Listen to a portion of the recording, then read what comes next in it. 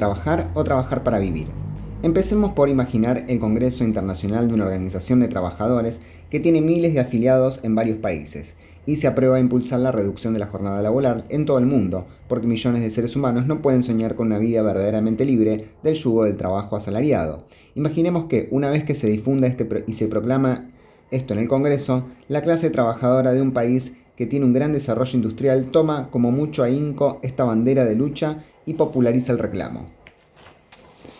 Y luego pide al Parlamento que transforme su demanda en ley y lo consigue. Pero como echa la ley, echa la trampa, entonces las organizaciones sindicales tienen que ocuparse de que se cumpla efectivamente. Imaginemos que, entre tanto, soportan las feroces críticas de los medios de comunicación que, tergiversando los hechos, repiten hasta el hartazgo que los trabajadores quieren que les paguen sin trabajar y convencen a los comerciantes, a las maestras, a los jóvenes con empleos inhumanos de este infundio. Imaginemos que, a pesar de tener a las grandes corporaciones en contra, la opinión pública formada por los medios y los políticos defendidos en el interés del empresariado, la clase trabajadora paraliza la producción en las fábricas de una importante ciudad industrial y se moviliza varios días para conquistar su demanda. Y que, a pesar de la represión más brutal y la condena a muerte de los principales agitadores, lo consigue. No hace falta imaginarlo, se puede encontrar en Wikipedia. Todo esto sucedió hace bastante más de un siglo, en aquella pelea entre patrones y empleados para reducir el tiempo a 8 horas. Los últimos ganaron poniéndole un límite de 8 horas a la jornada laboral.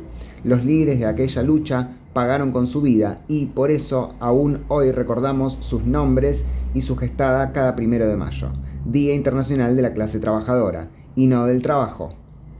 Desde aquel entonces se desarrolló la industria de manera sideral y se amplió el aparato científico, tenemos satélites, internet, robot, inteligencia artificial, la productividad del trabajo es enorme. Es enormemente superior a la del siglo atrás. ¿Por qué entonces la jornada de 8 horas sigue siendo el modelo legal vigente aun cuando una inmensa masa trabaja en jornadas que exceden legalmente lo que tenían sus abuelos, mientras que millones se encuentran desocupados viviendo en condiciones de indigencia? Porque bajo la lógica capitalista, guiada por las ganancias empresariales, la introducción de nuevas tecnologías a la producción provoca que haya mayor productividad en determinados sectores y más desempleo y trabajo precario en otras ramas. Pero ¿no es mucho más sensato aprovechar ese avance tecnológico para reducir la jornada laboral sin achicar los salarios y que haya trabajo para todos? Hoy la derecha culpabiliza la crisis capitalista en curso de derechos adquiridos por la clase trabajadora.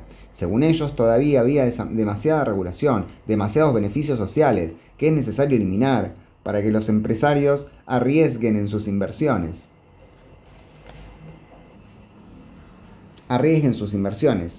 Ni jornadas de 8 horas, ni indemnización por despido, ni estabilidad laboral garantizada, cada vez menos derechos, más flexibilización y más precariedad. Desde un lugar antagónico, las corrientes reformistas o progresistas dan por sentado que las tendencias del capitalismo a la flexibilización y precarización del empleo son inevitables. Por lo tanto, consideran inútil enfrentarlas y se limitan a poner unas mínimas regulaciones estatales a la economía informal o, en algunos casos, piden que el Estado capitalista establezca una renta universal que su implementación efectiva no pasa de una asistencia social que apenas garantiza la supervivencia para un sector de la población, cuya situación vital siempre está amenazada o en emergencia.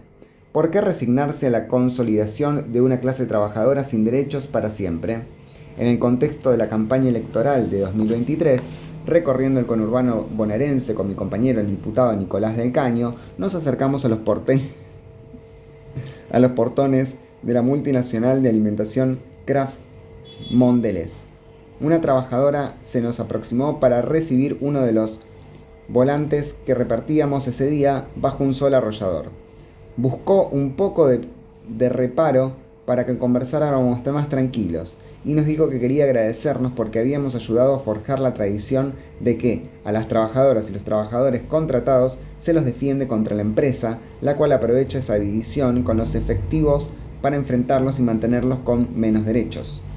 Nos contó que ella siempre que reclamaba al sindicato que impidieran los despidos de los contratados, porque siempre, cuando cesan los contratos, sus tareas recaen sobre los efectivos, y nuestro cuerpo no da más, dejamos la vida acá adentro, concluyó, reconocía que nuestra agrupación dentro de la fábrica y nosotros, los diputados, como Nicolás y yo, desde afuera, a través de los medios a los que tenemos acceso, siempre planteábamos que esa división tan propia del neoliberalismo había que superarla para garantizar en fortaleza.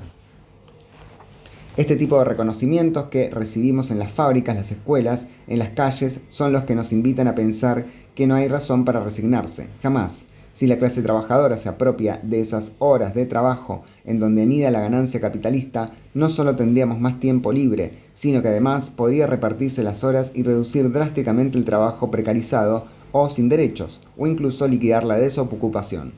Si se acorta la jornada laboral en estas condiciones y sin reducir los salarios, sino incluso consiguiendo elevar a aquellos que están por debajo del costo de la canasta básica, entonces estaríamos afectando las sagradas ganancias de los capitalistas que, por lo visto, no tienen nada de natural ni caen del cielo.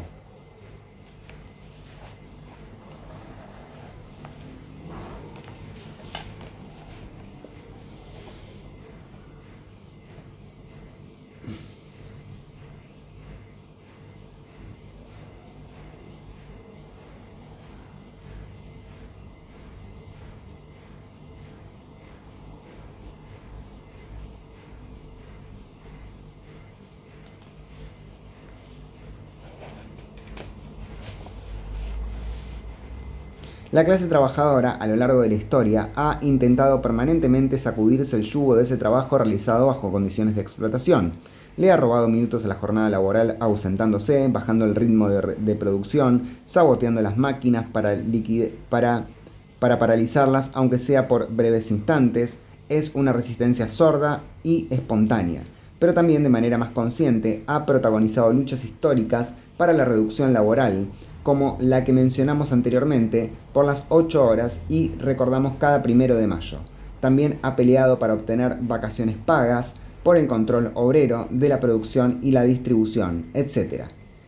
En el propio debate de las elecciones presidenciales 2023, planteé algo que surge de un estudio hecho por economistas de la izquierda a diario. Si se redujera la jornada laboral a 6 horas durante 5 días a la semana, en las 12.000 grandes empresas del país se podría crear algo más de 1 millón de puestos de trabajo. Es decir, prácticamente se acabaría con el problema de la desocupación de nuestro país casi inmediatamente. Pero eso requiere de una gran lucha que involucre a los sindicatos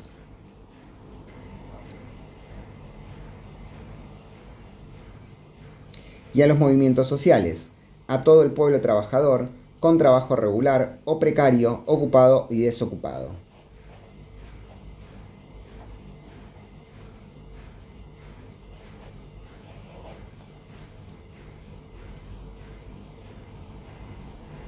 ¿Por qué? Para que el salario mínimo sea acorde a la canasta familiar y se respeten los derechos laborales vigentes para todas y todos, es necesario atacar a las multimillonarias ganancias de los grandes empresarios que, aunque la mayor parte de la sociedad soporta la crisis económica, siempre se las arregla para seguir ganando.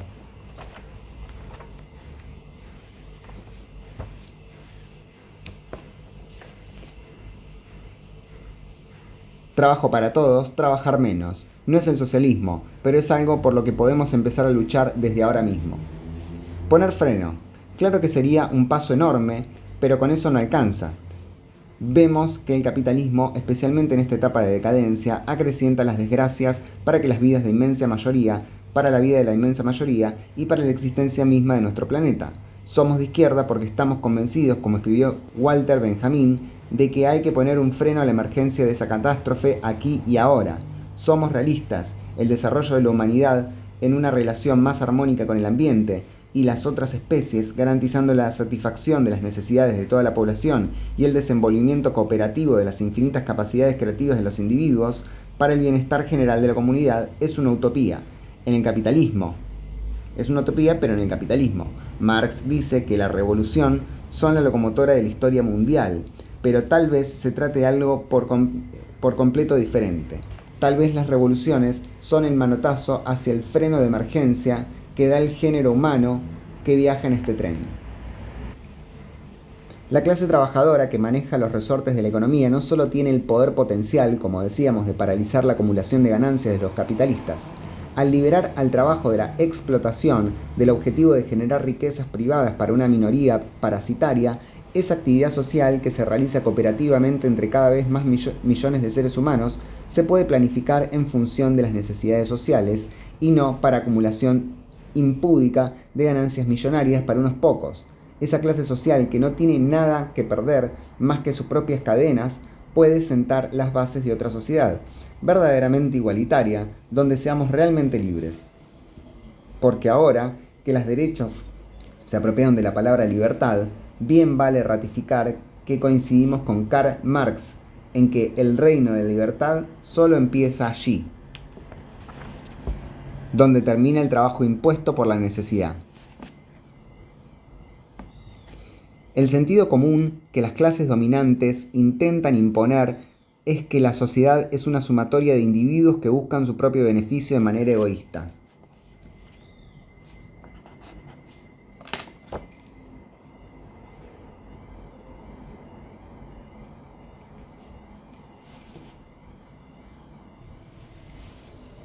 Los discursos de la derecha ultraliberal no hacen más que repetir esta vieja fórmula de modo exacerbado, pero ese individualismo capitalista es anacrónico y reaccionario, porque no conjuga con la extensa cooperación humana en el trabajo que ha creado el propio sistema.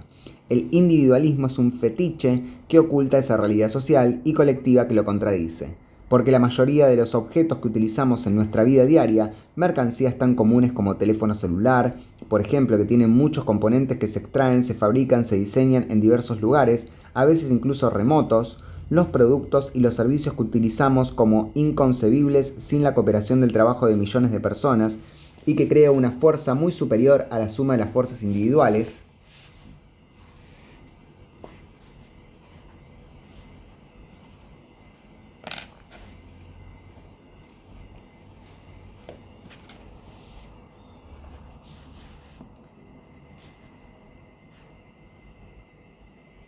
Lo mismo sucede con el conocimiento acumulado de la humanidad, con el cual ha sido posible crear desde la rueda hasta los microchips y la inteligencia artificial.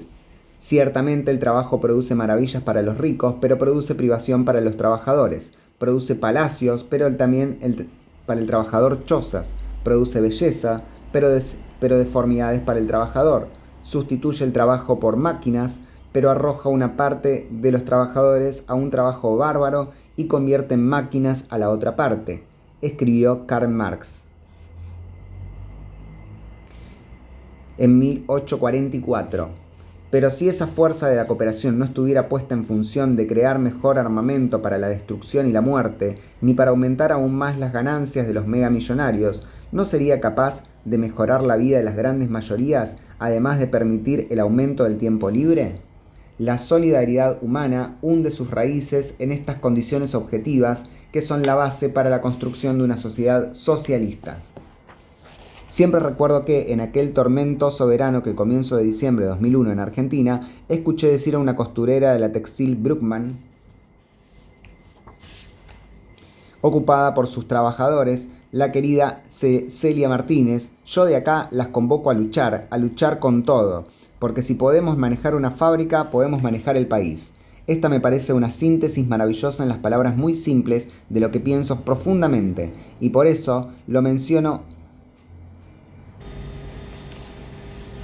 Esta me parece una síntesis maravillosa en las palabras muy simples de lo que pienso profundamente, y por eso lo menciono siempre que me convocan a dar una charla o tengo que hacer un discurso. Contra la idea que ha instalado el peronismo en la Argentina, siempre digo que nosotros peleamos para que la clase trabajadora deje de ser considerada la columna vertebral del movimiento político que siempre encabeza otro, un general, un caudillo, una figura carismática. Por el contrario, la clase obrera puede ser la cabeza de la nueva sociedad. Las fábricas ocupadas y puestas en trabajo bajo la gestión obrera en medio de la crisis y a pesar de las enormes dificultades que enfrenta a causa de la competencia capitalista, son pequeños ejemplos de esta potencialidad para planificar la producción en función de las necesidades sociales, sin gerentes, sin patrones. ¿Por qué no podemos extender esa capacidad al conjunto de la economía de un país? Pero decir que tenemos que luchar para reorganizar la sociedad sobre nuestras bases es disonante para los políticos tradicionales de todo el mundo, desde la ultraderecha hasta los llamados populismos de izquierda, que justifican que no hay alternativa posible al capitalismo. Unos festejan la desigualdad y otros nos piden que nos resignemos a su obsceno crecimiento, que aceptemos como inevitable que millones de seres humanos mueren de hambre y no por la escasez, sino por las recurrentes crisis capitalistas.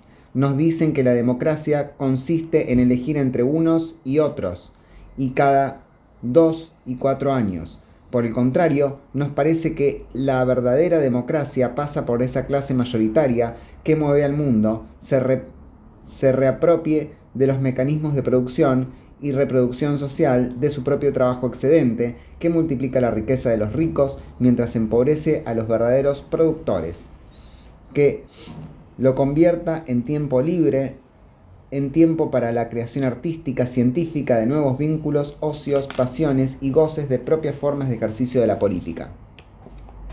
Somos de izquierda porque contra lo que se empeñan en inculcarle a la clase trabajadora, a los capitalistas, la casta política, la burocracia sindical, que negocia las migajas y nunca patea la mesa, y tantos otros agentes del status quo, nosotros luchamos también para que esa clase que mueve el mundo sea plenamente consciente de que porta colectivamente un potencial creador que, liberado de las ataduras de la propiedad privada y la explotación, puede abrir paso a una nueva sociedad.